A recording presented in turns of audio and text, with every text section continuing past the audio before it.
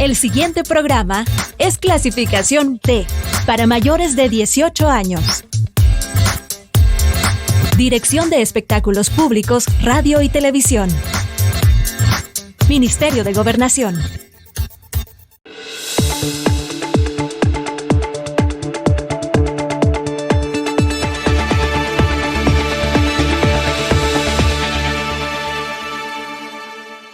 Bienvenidas y bienvenidos a una edición más de Temas y Debates con Ricardo Sosa.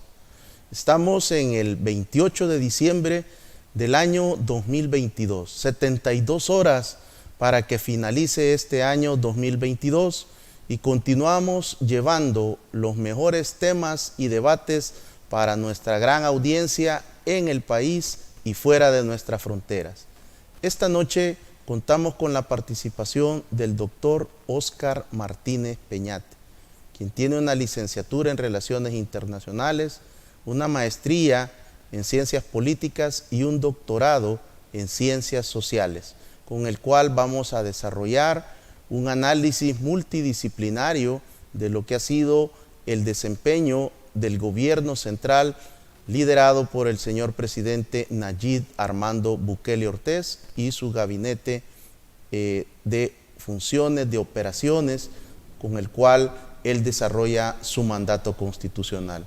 Doctor Martínez Peñate, gracias por aceptar mi invitación y poder contar con su análisis, con su proyección, sus comentarios sobre cómo va el rumbo del país al cierre de este año 2022. Muy buenas noches, muchas gracias por la invitación y es un verdadero placer estar aquí con ustedes. Doctor, ¿cómo surge este interés por las relaciones internacionales? Sabemos que en la actualidad es una de las carreras que los jóvenes están buscando más para tener esta opción en sus carreras de pregrado, pero en aquel momento cuando usted toma la decisión, ¿qué lo motiva?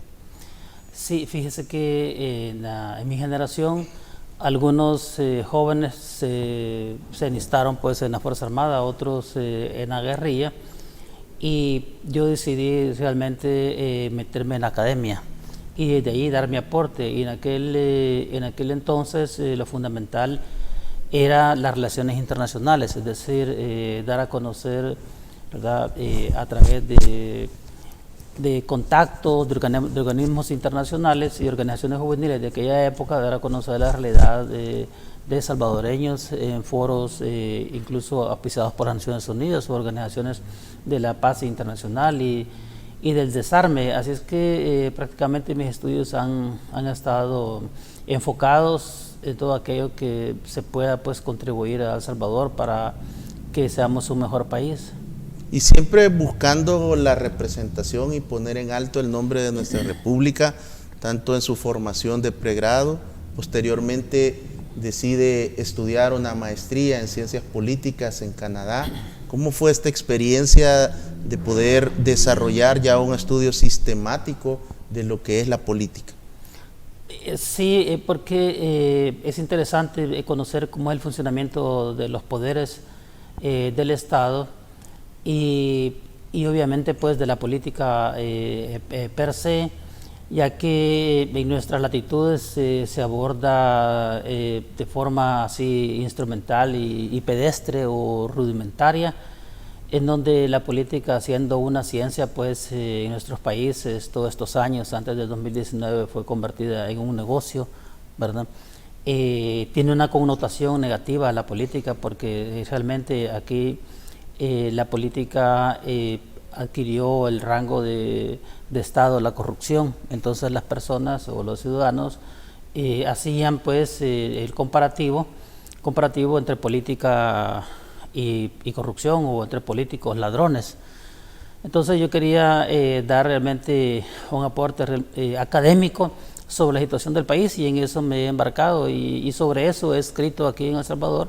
Es que he publicado alrededor de 13 libros de sociología, de historia, de política, solo o acompañado con otros especialistas, siempre con el objetivo de dar a conocer entre las juventudes esos temas que nosotros no tuvimos acceso ¿verdad? Porque yo vine aquí a dar clases a algunas universidades privadas, a una universidad privada aquí, y luego trabajé en la Universidad de El Salvador y me di cuenta que los textos eran copias o plagios de otros países, incluso da risa, ¿verdad? Incluso de Suecia, de Noruega, que nada tiene que ver con nuestra realidad, ¿verdad?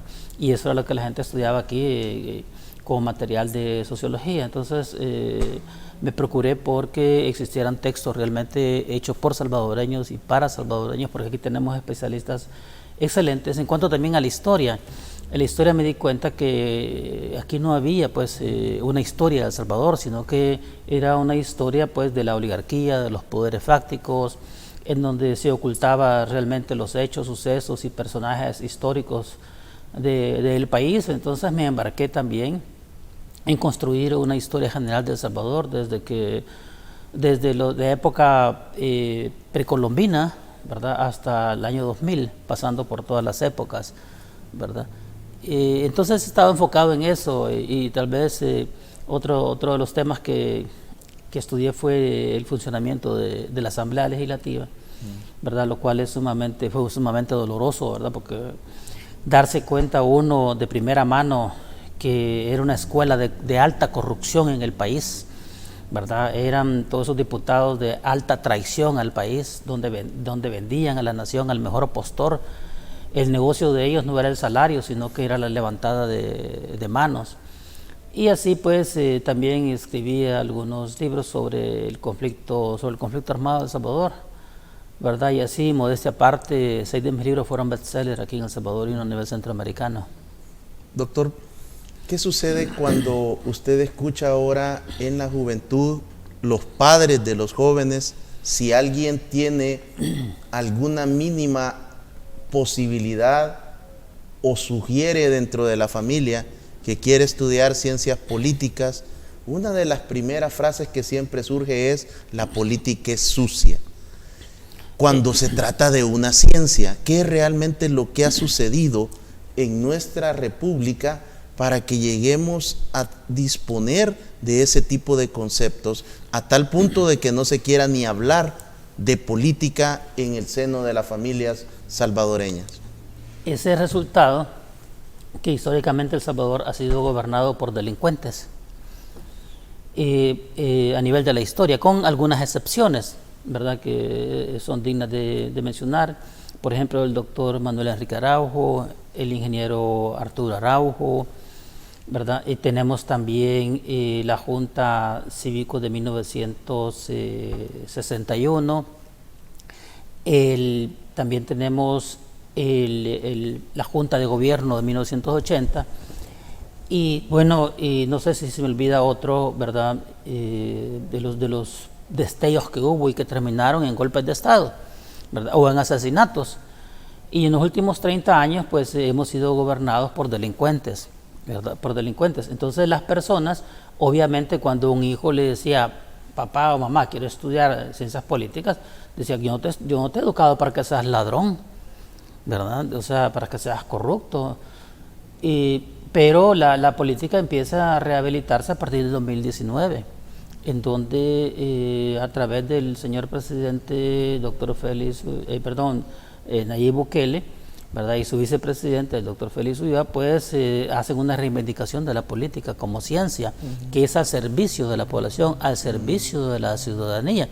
Entonces ahora pues ya tiene una connotación positiva, que es tal y como debe de ser, no como anteriormente, donde los ministros llegaban, habían frases célebres aquí en el país, en las épocas de los gobiernos estos delincuentes de Arena, el FMLN y los otros. Decía: mire, yo creo que me pongan ministro, pero donde haya, ¿verdad?, donde haya que robar. Eso era. Entonces ahora estamos viendo que el señor presidente pues trabaja 24 horas sobre 7, es decir, está dando órdenes, está reuniéndose en momentos de emergencia con su gabinete. Vemos los ministros, los proyectos de los ministros que andan en el campo, que andan en el terreno, conocemos sus proyectos a través de los medios de comunicación. Entonces la gente lo palpa, y no solamente por las declaraciones, sino que por los hechos, ¿verdad?, por los hechos que si realmente son beneficiados con todas las políticas públicas y gobernanzas que se ha hecho. Entonces, ahora sí, pues un padre cambiaría de opinión, ¿verdad? Porque ahora sí la política es para servir al público, no para servirse de ellos como históricamente se ha hecho. Durante muchas campañas políticas, elecciones, precampañas, escuchamos que un hombre o una mujer había decidido ingresar a un partido político porque quería dedicarse al servicio. Pero parece que esta frase fue un cliché, fue una moda, fue una manera de tratar de llegar a la población y obtener ese voto. ¿Desde qué análisis usted fundamenta que ahora el señor presidente Nayib Bukele, el doctor Félix Ulloa, están cambiando esa historia en una vida o en un gobierno que realmente sirve a los más necesitados, al pueblo? Mire, realmente este gobierno de Nuevas Ideas presidido por el señor Nayib Bukele no solo ha cambiado esa connotación a nivel nacional, sino que ha trascendido a nivel regional, es más, a nivel latinoamericano, bueno, a nivel internacional. Es decir, ¿por qué? La causa es que aquí se han tomado medidas en función del ciudadano. Esto es una categoría muy importante y que tiene confundidos a la comunidad académica o científica de las ciencias sociales, porque se basan fundamentalmente en el instrumental teórico que hay en estos momentos. Aquí se está dando un nuevo fenómeno, un gobierno dirigido por un presidente millennial, con un gobierno millennial, en un contexto postmodernista, en donde el ciudadano es lo fundamental, es el objetivo a quien va enfocado todo lo que se hace a nivel de gobierno y que se hace a nivel de los tres poderes del Estado. Cosa que era muy diferente. Por ejemplo, si nosotros analizamos cuál es el discurso de los partidos de izquierda o comunistas, es el pueblo. ¿Y el pueblo quiénes son? Son los campesinos y los obreros, ¿verdad? Pero si nos vamos a nuestra realidad aquí en El Salvador, el FMLN, siendo de izquierda, fue el que más daño le causó precisamente a los obreros y a los campesinos y a las demás clases sociales. Y cuando hablamos de derecha, pues estamos hablando que ellos van a gobernar en función del gran capital, ¿verdad? Del gran capital y las transnacionales. Ellos sí han cumplido y lo han cumplido muy bien, ¿verdad? De acuerdo a la historia que nosotros podamos leer.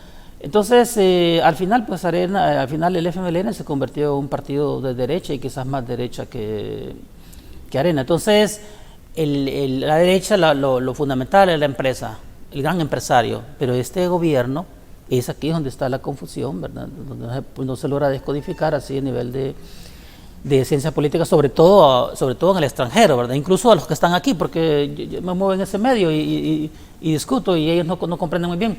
Y no es porque sean faltos de inteligencia, sino que porque son personas que están atadas a manuales, ¿verdad? A manuales, entonces no les permite ver ni tener open mind, ¿verdad? Que sean mente abierta para analizar lo que se está dando. Por ejemplo, si nosotros analizamos en la pandemia, todas las políticas públicas en función de ¿qué? Del ciudadano. ¿Y quién es el ciudadano? El ciudadano es el campesino, es el obrero, es la clase media, burguesía, pequeña burguesía y oligarquía, ¿verdad? Es en función de todos, sin discriminación, y esto va en contra, ¿verdad?, del concepto de la izquierda, la lucha de clases, que las clases son enemigas con las otras, o de la otra, o de la izquierda, que primero es la empresa y luego lo demás. Entonces, por eso es que se está dando un precedente y es la siguiente razón, que cuando nosotros vemos los análisis de los politólogos a nivel latinoamericano, colocan a El Salvador al centro, y el gobierno de El Salvador, ni Nuevas Ideas en cuestión ideológica está al centro. Aquí no es el centro de nadie, ni se está no se está en medio de los trabajadores, ¿verdad?, obreros y campesinos, ni en medio de la oligarquía, ¿verdad? Aquí se está en función de todos. Entonces ha venido a cambiar tanto. Ha sido el efecto que ha tenido aquí en El Salvador, porque acordémonos que este país fue recibido en ruinas, era un estado fallido, ¿verdad? Entonces El Salvador este gobierno prácticamente en tiempo récord, ¿verdad? Algo absurdo, o sea, porque realmente, para serles sincero, pues ni yo creía, ¿verdad?, que se iban a resolver la situación. Yo pensé que tal vez la tercera generación nuestra lo iba a resolver, porque imaginémonos que las pandillas controlaban el 80% y qué posibilidades tenía el gobierno, ¿verdad? Pero las medidas que tomó este gobierno fueron acertadas, fueron tan acertadas que prácticamente se ha ganado la lucha contra las pandillas, y eso pues ha sido referente, ¿verdad? Y ha sido replicado en otros países, y no solo eso. Yo le podría mencionar también la pandemia, el control territorial, en la educación, en la salud, etcétera. Doctor Martínez Peñate, usted que tiene vinculación a nivel académico en diferentes continentes, con diferentes universidades, con escuelas de pensamiento a nivel de Europa, de Asia, de África, en nuestra América Latina, ¿cómo analiza que el señor presidente Nayib Bukele lidere encuestas internacionales sobre su posicionamiento como el mandatario de mayor aceptación en el mundo? ¿Cómo podemos entender qué nos dicen las ciencias políticas, qué nos dicen todos sus estudios, qué nos dicen los libros de esto que es considerado ya un fenómeno? Fíjese que en los estudios de ciencias políticas realmente se debe de estabilizar, se debe de tomar posición durante un periodo. El asunto es que El Salvador, así como han sido los cambios vertiginosos aquí a nivel nacional, también a nivel internacional. Entonces El Salvador tenía al principio cierta incomprensión. ¿Cómo es posible eso? ¿Cómo es posible que este país, si este país era de los primeros en las listas negras, cómo era posible que ahora sea del top de lo bueno? Es decir, ¿cómo entonces la vista se ha vuelto, o sea, estamos hablando a nivel académico, ¿verdad?, porque otra cosa es a nivel ciudadano. Entonces la vista se ha vuelto sobre El Salvador, estudiar ese fenómeno. ¿Cómo es que El Salvador, no teniendo petróleo, tiene la gasolina más barata que Estados Unidos? Explíqueme eso, explíquemelo. O sea, me explico, o sea, explíquemelo.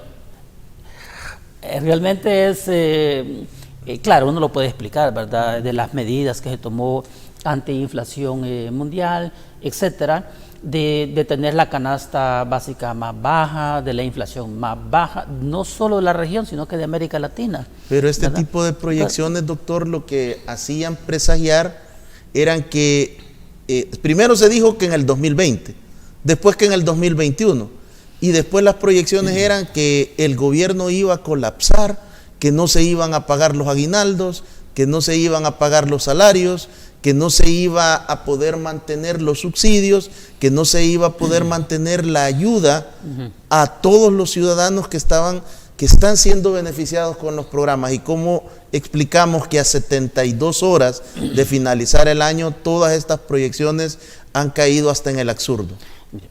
Dos cosas. Uno, lo hacían de mala fe, que este gobierno iba a quebrar, iba a hacer aguas, no había dinero, o sea, uno de mala fe. Ahora, los de buena fe, la base era que este país lo dejaron saqueado. Es que literalmente lo dejó saqueado a los gobiernos de Arena y el FMLN. Es decir, bueno, si mire, los presidentes están fugitivos, ¿verdad? O sea, se robaron 10,000 millones de dólares de las pensiones, y etcétera. Entonces, ¿cómo es que un país iba a salir, adelante? Entonces, pero ese es el kit de la cuestión, ¿verdad? Y por eso es la incomprensión a nivel de academia, ¿verdad? Es decir, ¿cómo es que El Salvador ha salido adelante? ¿Verdad? Aquí hay personas y hay instituciones malintencionadas, y bueno mencionarlas, ¿no? Porque hay que saber. Por ejemplo, la UCA, ¿verdad? La UCA saca sus encuestas tendenciosas, la Gavidia ya llega al ridículo, pero el ridículo de casi decir a la gente, mire, diga no, por favor, ¿verdad? En el amaño, en la tergiversación, en la manipulación que hace de los ítems, ¿verdad? O de las encuestas. Y pues y los otros que no vale la pena mencionar, ¿no? Que decían que este país iba a ir para abajo, y resulta ser que es mire, este país sin reforma tributaria es el tercero de América Latina que va a recoger la mayor cantidad de tributos, más de 5.000 millones de dólares, ¿verdad? Sin una reforma tributaria. Ahora imaginemos que se haga una reforma tributaria, ¿verdad? Entonces, si acabamos, creo que esta semana se acaba sí, esta semana fue de la última encuesta del CIESCA, ¿verdad? El porcentaje de este año es una cosa también increíble. El 94.9 de aceptación, ¿verdad? O sea, casi el 100%.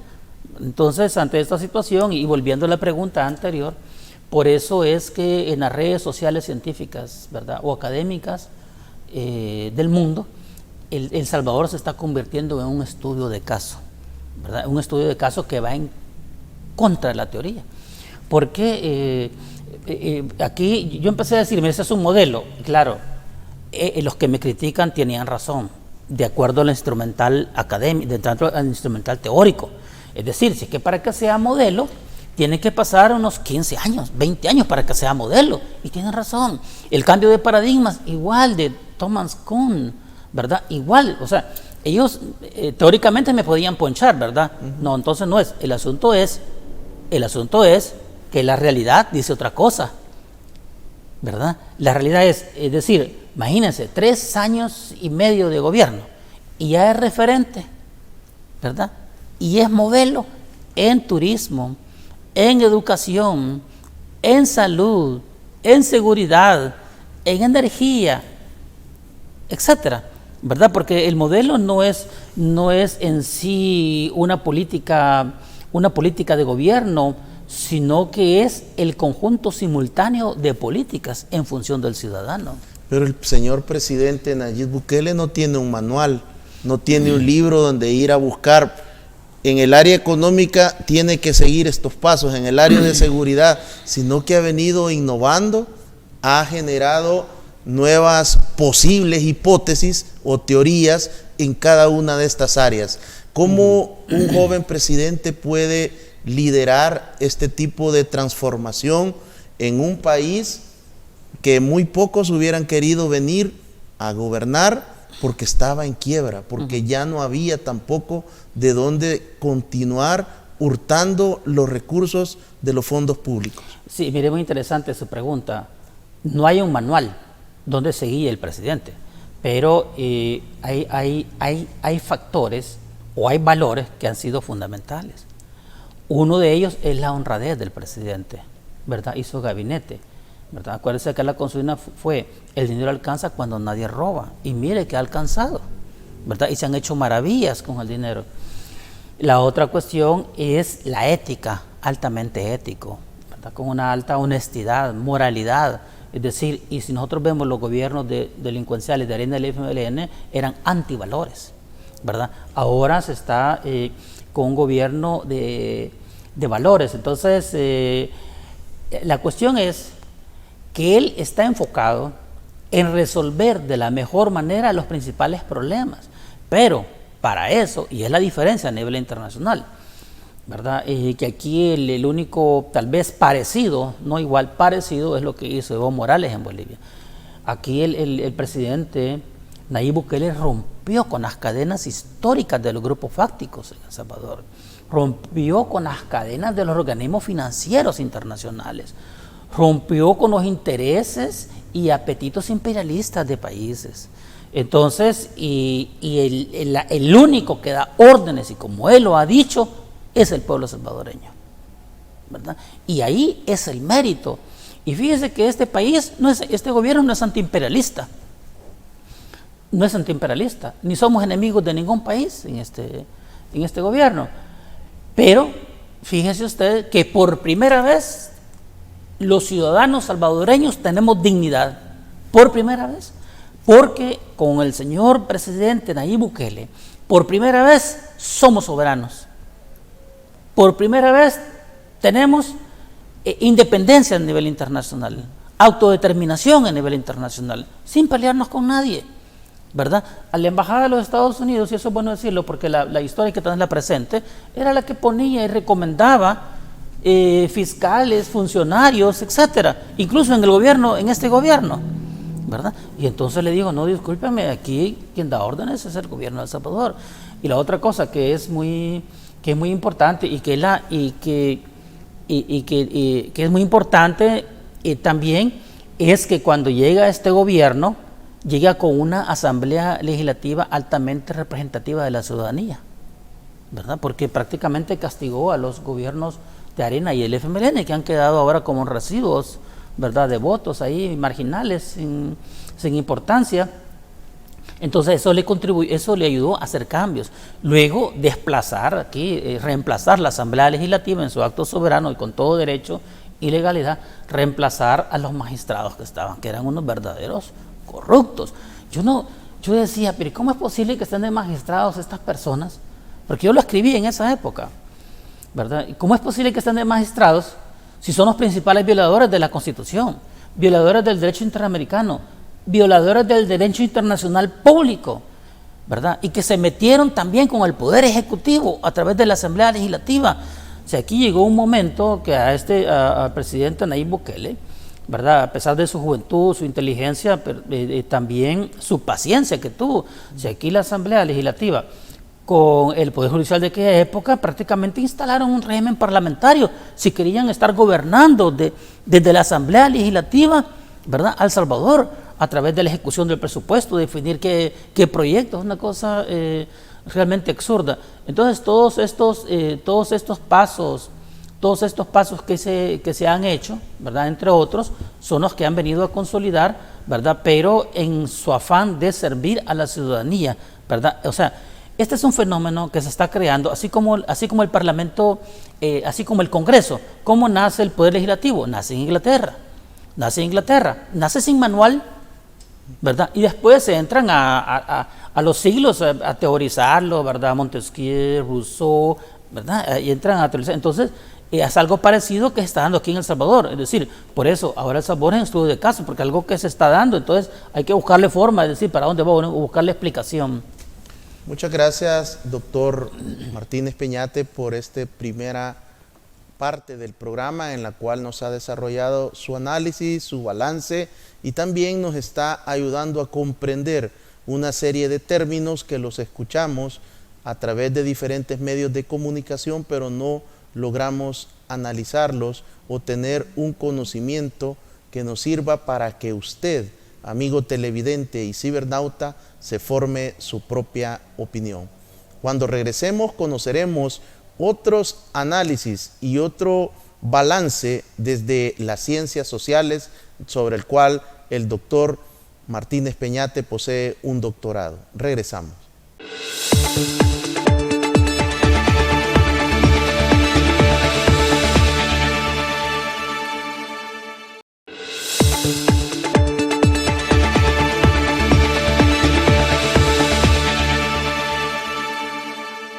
Gracias por continuar en nuestra sintonía.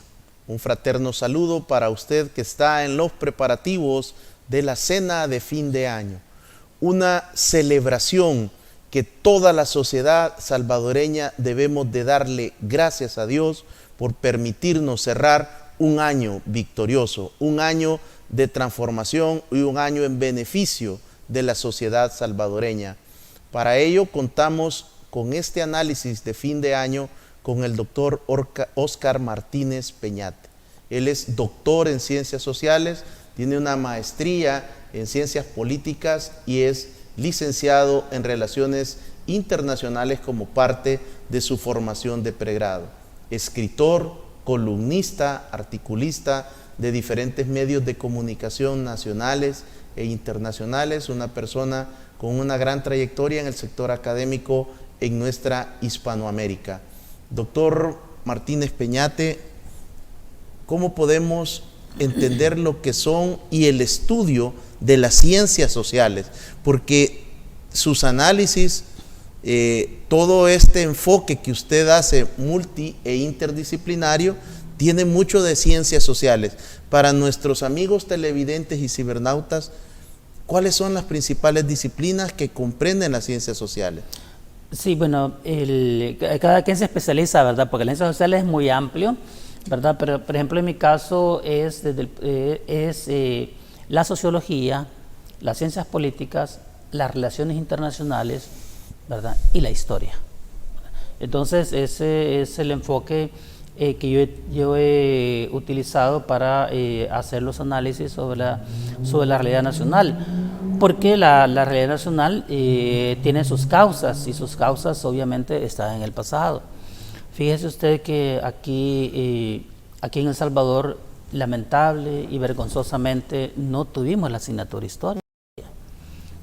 Entonces, por eso es que todos estos gobiernos que hubo, ¿verdad? Y estos poderes fácticos hicieron con nosotros los que ellos desearon, porque un pueblo que conozca su historia se apropia de su país, defiende su país. A mí me gusta poner el caso de Costa Rica, ¿verdad? Que el tico defiende su país, se apropia de su país. Yo me acuerdo que en Costa Rica un presidente dijo que en la época del neoliberalismo, ¿verdad? Donde se estaban las privatizaciones de las instituciones públicas, que él iba a privatizar el Instituto de Energía Eléctrica. Y los costarricenses se trajeron a la calle sin ningún llamado, ningún partido, de nada, ¿verdad? ¿Y por qué lo va? ¿Y por qué? Si es de nosotros. Entonces aquí en El Salvador, por eso es que Arena aquí privatizaba lo que se le ocurrió, ¿verdad? Lo que se le ocurrió. Lo único que no aceptó la población fue la privatización del Instituto del Seguro Social, ¿verdad? De ahí privatizaron todo. Entonces, ¿por qué la historia? Es decir, porque es necesario saber de dónde venimos para nosotros lograr interpretar el presente y dilucidar hacia dónde vamos. La otra cuestión sociológica son, pues, sobre esto hay mucho estudio. Yo lo estoy de una forma caricaturesca aquí, ¿verdad? Y simplista. Son ese tipo de relaciones interpersonales que hay, pues, en la sociedad, ¿verdad? Es decir, que pueden ser horizontales, verticales, etcétera, en un contexto de un sistema político, de una forma de gobierno, ¿verdad? La otra cuestión, pues desde las ciencias políticas, a través de, obviamente, de los poderes del Estado, de la institucionalidad y de la sociedad civil, lo cual es muy importante para lograr interpretar realmente el funcionamiento de la sociedad.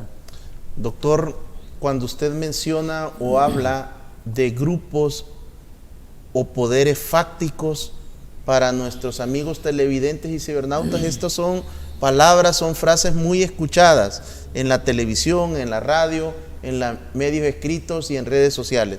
¿Cómo lo definimos? ¿Cómo la población puede comprender este tipo de términos y llevarlos a una realidad más aplicable? Sí, se llama poderes fácticos, o le llaman grupos fácticos, pero los poderes fácticos son los poderes en términos simples, es lo que está detrás, ¿verdad? Son los que deciden, son los que mandan, y no han sido elegidos por sufragio, ¿verdad? Ni en elecciones de segundo grado por la Asamblea Legislativa, pero son los que mandan, son los que dominan. Aquí los poderes fácticos tradicionales ha sido la oligarquía cafetalera, ¿verdad? Durante hasta el 2000, hasta 1989, el 89 hasta el 2019 fue la oligarquía financiera, pero también hay grupos fácticos de poder que pueden ser cámaras empresariales, ¿verdad? Ya sea de agroindustriales, de industria o textiles, metalmecánica, etcétera, ¿verdad? Que funcionaron aquí en El Salvador muy bien. Por ejemplo, si la industria metalmecánica quería una ley a su medida, les pagaba a los diputados y así salía. Y era un poder, y era el que decidía sobre la... Entonces, ahora esos grupos de poder prácticamente, no es que existen esos grupos fácticos, ¿verdad? Pero no tienen ese poder, no tienen incidencia en el gobierno, ¿verdad? Sino que tienen que plegarse. Mire, solo para ponerle un ejemplo, el caso, aquí el Ministerio de Hacienda tiene los jueves de evasores, ¿verdad? O sea, ¿en qué momento usted pudo haber pensado en los 20 años de Arena y los 10 de Arena que se iba a perseguir los evasores? Si se protegían los evasores, se fomentaba la evasión. Si uno, y aquí televidentes saben, ¿verdad? Muy bien, sobre todo los empresarios y pequeños, todos los empresarios, ¿verdad? saben que cuando un funcionario del Ministerio de Hacienda llegaba a una empresa grande, el empresario llamaba al ministro, ¿verdad? Y al ministro de Hacienda, el ministro de Hacienda hacía llamar al empleado diciéndole qué estaba haciendo ahí, que se saliera, y se iba para los medianos, ¿verdad? Para los medianos, bueno, incluso exagerado, y a mí me consta, ¿verdad? Que en tiendas estaban vigilando el Ministerio de Hacienda, es decir, las ventas, a ver si concordaban con las declaraciones, ¿verdad? Una cosa absurda. Entonces, hoy, ¿qué sucede? ¿Qué sucede? Que ahora aquí no hay privilegios, no hay inmunidades, ¿verdad? Se terminaron. Cuando existe un hecho delictivo, no se anda preguntando de qué familia es, ¿verdad? Sino que atraerlo, ¿verdad? Y a prisión, y le cae todo el peso de la ley. Entonces, y también a nivel internacional. Yo he oído aquí, yo no sé, no estoy muy seguro si lo dijo el presidente de la República, Nayib Bukele, o lo dijo el ministro de Hacienda, pero, por ejemplo, para la ley de pensiones, aquí hubo presión internacional para que se le aumentara 5 años a las mujeres, es decir, que se salieran de 60 y a los hombres de 65 años. Me explico, una cosa absurda, es decir, porque como lo he dicho anteriormente, somos un mal ejemplo por las buenas cosas que se están haciendo, ¿verdad? Porque a los demás quieren aumentarles más, ¿verdad?, los años de pensiones, precisamente para seguir usufructuando de las cotizaciones como se hacía aquí, pues, en el pasado. Doctor, ¿qué sucede? ¿Por qué no hay protestas de sindicatos en El Salvador?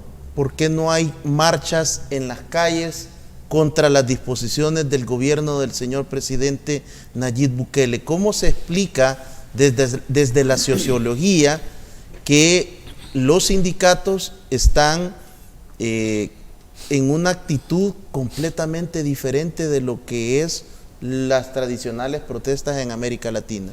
Mire, desde el punto de vista de la ciencia política y la sociología, aquí no hay movimiento social de oposición. No lo hay. Porque, bueno, y a las pruebas me remito. Imagínese usted que acaban de aprobar lo que ha hecho el presidente, las acciones del presidente con 94.6. ¿Qué significa eso? Que prácticamente el 100% de la población está de acuerdo con lo que este gobierno está haciendo. ¿Por qué? Porque se siente beneficiado, ¿verdad? Entonces, por eso, y el movimiento, ¿dónde está el movimiento social? Apoyando al gobierno. ¿Y por qué apoya al gobierno? Porque por primera vez en la historia el movimiento social histórico del país no ha tenido necesidad de hacer manifestaciones multitudinarias, no ha tenido necesidad de andar quemando llantas, no ha tenido necesidad de hacer barricadas a nivel nacional. No lo ha tenido porque esas banderas las agarró este gobierno, ¿verdad? Y las empuñó. Y entonces el movimiento social, ¿qué es lo que está haciendo? Apoyándolo. Un ejemplo nada más. Un ejemplo. En la ley de pensiones. En la ley de pensiones llegaron los representantes sindicalistas y llegaron los trabajadores. Pero antiguamente, si nosotros analizamos la historia, ¿a qué llegaban los trabajadores? A hacer grandes protestas, grandes manifestaciones en contra de la Asamblea Legislativa, porque se legislaba de espaldas y en contra de la ciudadanía, fundamentalmente Arena y el FMLN. Incluso había un árbol de hule ahí enfrente de la Asamblea Legislativa que le llamaban el árbol de los lamentos. Era triste ver esa situación. Y hoy exactamente lo contrario. Llega el movimiento social el día que se va a aprobar las pensiones, a apoyar a la bancada Cian, a apoyar a nuevas ideas, a apoyar esa ley. Hubo algarabía, felicidad de los dirigentes históricos del movimiento social y de los trabajadores. Entonces, ¿cómo el trabajador, cómo el ciudadano va a estar en contra del gobierno si lo está beneficiando? Entonces, no hay un movimiento social, ¿verdad? Sino que el movimiento social histórico, ¿verdad?, apoya al actual gobierno por las excelentes políticas públicas. Doctor Martínez Peñate, desde el punto de vista de la mejora en el área de seguridad pública de la República de El Salvador, estamos a pocas horas de confirmar todas las proyecciones que se desarrollaron durante el 2022, que El Salvador ingresará por primera vez a un grupo de países selectos en el continente sobre niveles manejables de inseguridad. Desde las ciencias sociales, ¿cómo explica usted o qué análisis usted le puede proporcionar a nuestros amigos televidentes y cibernautas sobre la estrategia del Plan Control Territorial y todos los resultados que año tras año han venido derribando las mejores marcas y registros? Es que la estrategia del plan Control Territorial ha sido exitosa, ¿verdad? Y realmente aquí me siento un poco intimidado ante usted, porque usted es el especialista. Usted es especialista en eso, pero mi análisis de otro punto de vista, ¿verdad? Realmente es meritorio, porque en un principio se hablaba de que este gobierno era autoritario, ¿verdad? Y se iba a implantar una dictadura en un principio. Los Estados Unidos mostraron reticencia ante esta situación, y muchos países también. Pero cuando se dieron cuenta que el Plan Control Territorial es precisamente para defender, proteger y salvaguardar los derechos humanos de la ciudadanía honrada, ¿verdad? Se demostró en el tiempo que así era, que se perseguía única y exclusivamente a los terroristas. Si mire, en este país, como nunca antes en la historia de El Salvador, hemos tenido las concentraciones más multitudinarias en conciertos. Es decir, yo hasta perdí la cuenta de cuántos conciertos se han dado. Imagínense usted que en el Carnaval de San Miguel estuvieron más de 1 millón de personas, algo ni los migueleños lo creen estándolo viendo. Es decir, El Salvador fue convertida por 4 veces o 5 veces la capital del surf internacional. Es decir, revistas internacionales como Lonely Planet pone a El Salvador entre el top de los 10 de los destinos turísticos a visitar, no solamente por lo bello del país, sino que por la alta seguridad que hay, por la seguridad que hay. Forbes, que una revista internacional, lo mismo.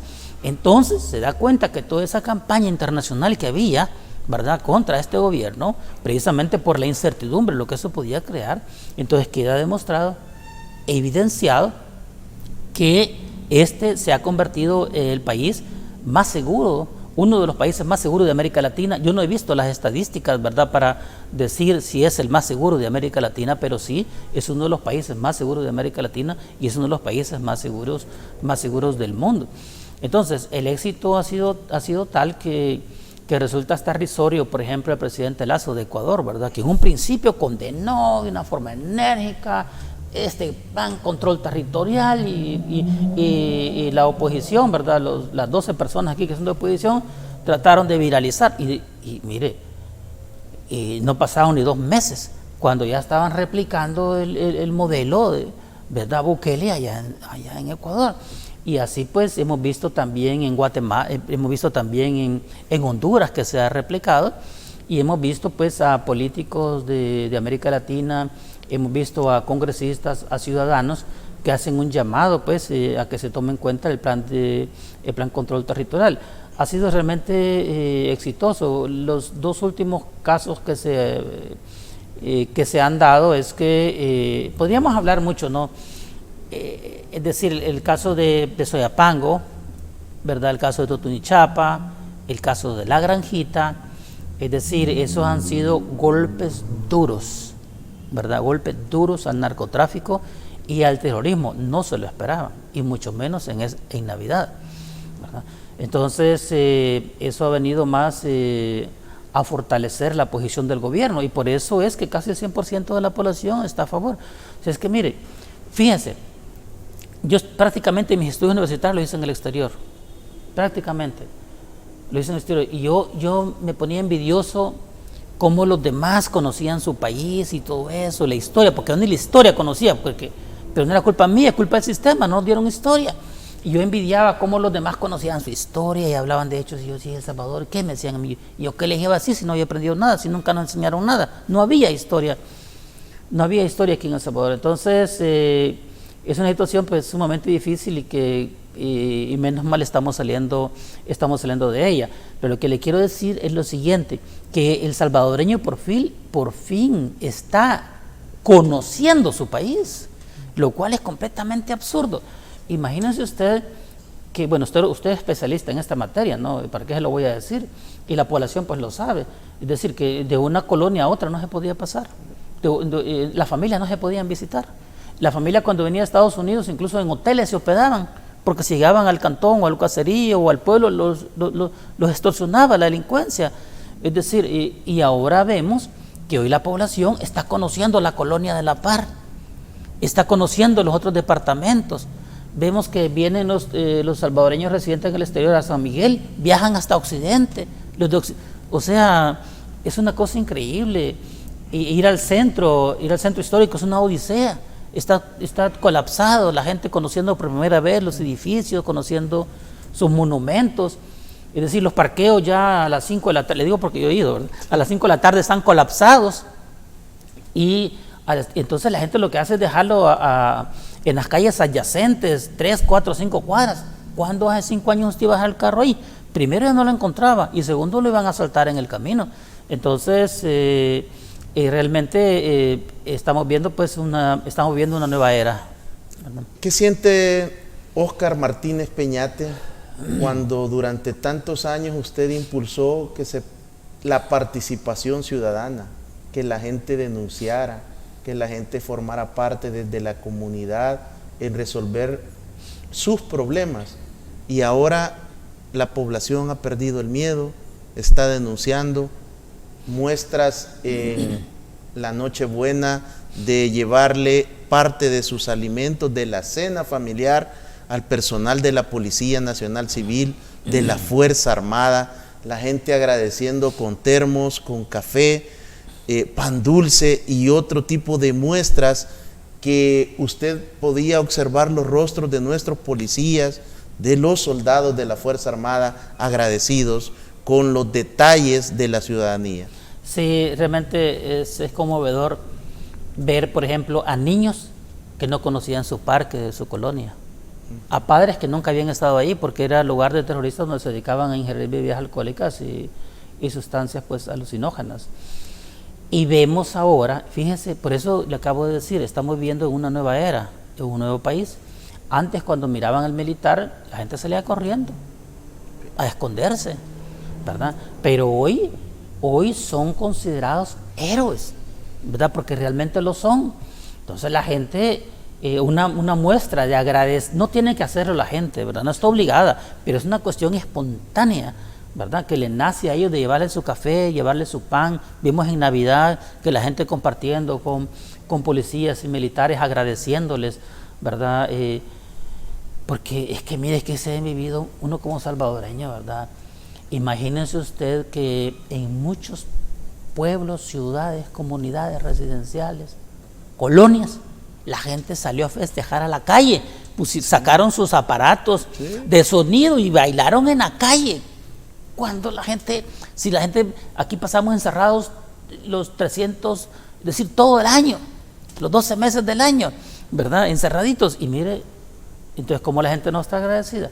Yo me acuerdo el 15 de septiembre, porque yo estuve ahí también, que el ministro era un héroe.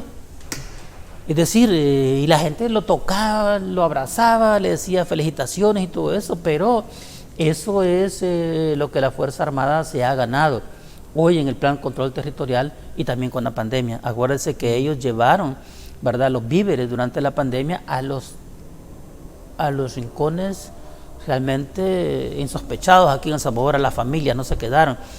También en los desastres naturales hayan estado ellos. O sea que es una nueva Fuerza Armada que está al servicio de la ciudadanía, y la ciudadanía pues lo respeta y les aprecia y les agradece, lo cual yo lo veo pues muy natural, ¿verdad? Yo me siento muy agradecido también. ¿Cuál fue su reacción de ver a los titulares del Gabinete de Seguridad impulsando y liderando un operativo en pleno 24 de diciembre en una comunidad que siempre fue estigmatizada? Y hay que tener mucho cuidado cuando se habla o se generaliza, pero también es evidente que muchas personas históricamente desarrollaron actividades de narcomenudeo en esta comunidad, y el 24 de diciembre por supuesto que era un día de buenas ventas, y de igual manera en la otra comunidad que usted mencionaba. ¿Qué pasa con nuestros funcionarios, con los actuales titulares que para ellos todos los días son iguales y están ahí con la población y al frente, no escondidos, no esperando las capturas, sino que veíamos una imagen donde los titulares están al frente para poder ingresar a una de las viviendas donde se desarrollaban en una mayor cantidad y volumen estas actividades. Sí, mire, hemos hablado que el señor presidente es un excelente líder, ¿verdad? Que tiene un maravilloso equipo, un excelente equipo, que trabaja las 24 horas, 7 días. Y el hecho de que los ministros ese día, ¿verdad?, hayan formado parte del operativo, deja pues al descubierto que estas personas trabajan los días festivos, incluso el día en que se debe de pasar en familia. Ellos le han dado más interés a la familia salvadoreña que incluso a su propia familia, en la protección de nuestras familias.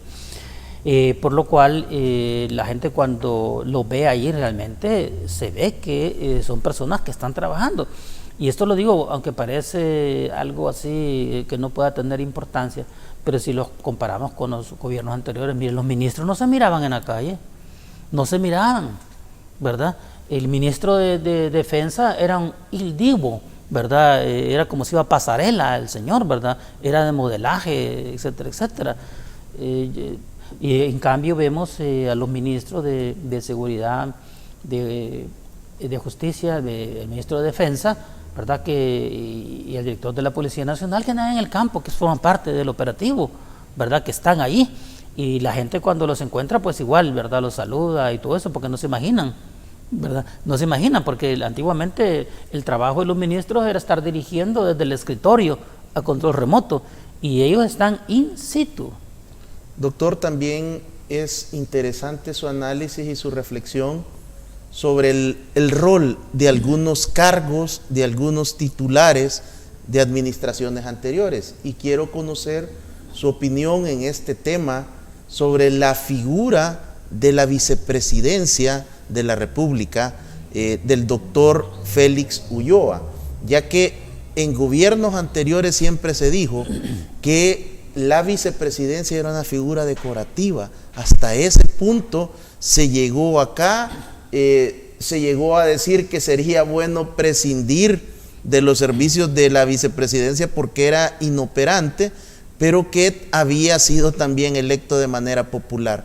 ¿Cuál es su lectura al observar ahora al doctor Félix Ulloa en foros internacionales, en el concierto internacional, llevar ese mensaje del gobierno del presidente Bukele y posicionar a nuestra república en el sitial que nos corresponde, además de que está aprovechando sus relaciones en el sector académico mundial para llevar todos estos mensajes estratégicos? ¿Qué lectura puede hacer usted del trabajo del doctor Ulloa?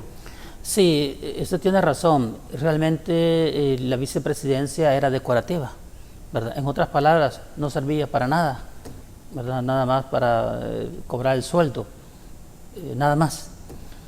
En cambio, ahora con el vicepresidente, el doctor Félix Ulloa, pues dejó de ser decorativa para ser productiva, eficiente y eficaz y beneficio para nuestro país. Hemos visto que él ha tenido pues un actuar muy protagónico gracias al mandato que le dio el presidente Nayib Bukele para la integración centroamericana. Tenemos la suerte además que el señor Nayib Bukele es un unionista, es un integracionista, lo igual que el doctor Ulloa. Entonces hacen buena fórmula. Entonces el doctor Ulloa está llevando a cabo una serie de reuniones, conferencias internacionales, conferencias regionales, ¿verdad?, para impulsar la integración, pasar de la integración a la Unión Centroamericana, que nos convirtamos en un país. Porque resulta absurdo que ahora en el concierto internacional, donde lo que se manejan son los bloques económicos y políticos, nosotros siendo una región tan pequeña, ¿verdad?, estemos aisladamente. Entonces, al estar unidas, pues nos da un mayor poder de negociación y eso nos va a nosotros a beneficiar. Acordémonos que los países de Centroamérica, el mayor comercio lo tiene es intrarregional, es decir, cada país importa o tiene mejor comercio con la región, entonces se debe de impulsar y él lo está haciendo de mejor manera, ¿verdad? Doctor Oscar Martínez Peñate, quiero agradecer que acepte mi invitación por esta buena plática, por esta forma en la cual usted ha llevado todo ese conocimiento académico a palabras entendibles para nuestra audiencia y que les permita fortalecer y tomar sus propias decisiones. Seguiremos requiriendo de su apoyo para poder ilustrar en otros temas de las ciencias sociales y las ciencias políticas. Mire, estoy muy agradecido por la invitación, muchísimas gracias y esperamos que en el próximo número pueda desarrollar pues el excelente papel que está haciendo el doctor Félix Ulloa desde la Vicepresidencia de la República de El Salvador. Aprovecho la oportunidad para desear a toda la ciudadanía un feliz, próspero y exitoso 2023, el cual no dudo que será de la mejor manera. Gracias y buenas noches. Y a usted, amigo televidente y cibernauta, un mensaje que continuaremos impulsando durante el año 2023. La muerte más prevenible de todas es el suicidio. Abrace la vida, que Dios le bendiga.